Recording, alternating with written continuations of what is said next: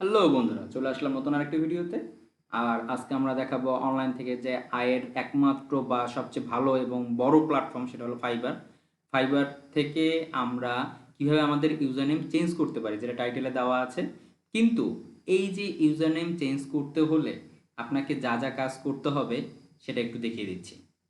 আমরা প্রথমে দেখলাম যে আমি এখান থেকে অ্যাজ ইউজুয়াল কোনো অর্ডার পাচ্ছি না, সেটাই আমার মূল কারণ। এবং অলরেডি তারা নোটিফিকেশন দিয়ে দিচ্ছে যে 14 দিনের ভিতরে আমার এনআইডি ভেরিফিকেশন করতে হবে। আর আমি যদি এই আইডি থেকে এনআইডি ভেরিফিকেশন করিও, তাহলেও যে আমার বায়ার বা আমার যে রিচ হবে সেটা কিন্তু শিওর না।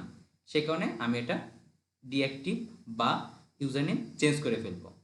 তো এই কারণে আমাকে প্রথমে যেতে হবে সেটিংয়ে দেখেন এখানে বিভিন্ন অপশন আছে। এখান থেকে বলেই দিয়েছে যে অ্যাকাউন্টস ডিঅ্যাক্টিভ এবং সেটা আমার কিসের কারণে।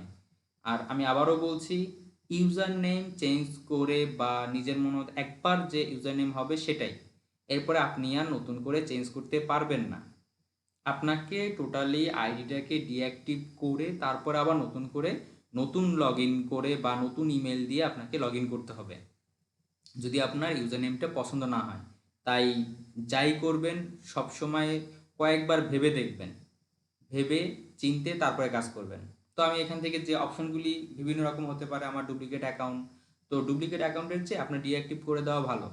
আপনার যদি 3-4টা অ্যাকাউন্ট পরবর্তীতে ফাইবার কোনো সময় আপনাকে ধরতে পারে যে আপনার 2-3টা অ্যাকাউন্ট আছে, তাহলে কিন্তু আপনাকে সবই ব্যান করে দেবে, আইপি ব্যান পর্যন্ত করতে পারে, যেটা আপনার জন্য আসলেই খুব হ্যাম্পার বা খুব খারাপ একটা বিষয় হবে।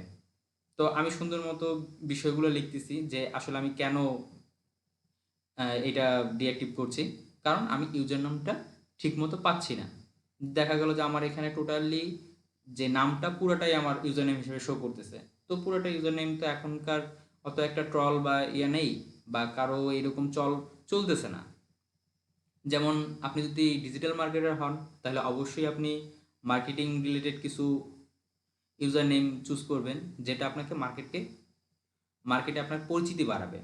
আর নামের বিষয়ে অবশ্যই, যদি মনে করেন ইংলিশে আমার মতো দুর্বল থাকেন, গ্রামারলি ব্যবহার করতে পারেন। আর সবচেয়ে ভালো হয় এখানে লেখার পরে আপনি গুগল যে ট্রান্সলেট, সেখানে যে আবার এটা পেস্ট করে দেখবেন যে আসলে আপনার কথাগুলো ঠিক আছে কি না। গুগলে কিন্তু সবসময় সঠিকটা দেয় না, তারপরেও আপনাকে একটুখানি চেক করতে হবে। কারণ চেক করলে অন্তত কিছুটা পাবেন, যে একেবারে যে গুগলের থেকে সম্পূর্ণ নেবেন এরকম না। আপনি মোটামুটি একটা গ্রামারলি থেকে আপনি গ্রামারটা কারেক্ট পাবেন, আর গুগল ট্রান্সলেট থেকে আপনি মোটামুটি বাংলা করে নিতে পারবেন আপনার সুবিধার জন্য। আমি দিয়ে দিলাম ডিঅ্যাক্টিভ আমার।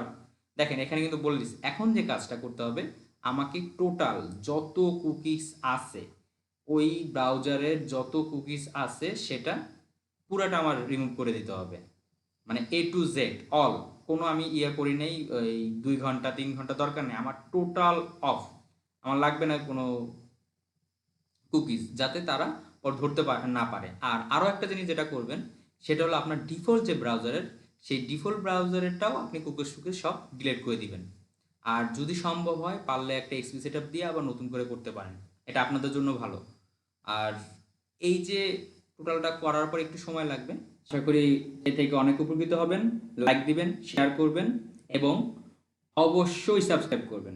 দেখা হবে নতুন কোনো ভিডিওতে, নতুন কোনো সময়। Bye bye.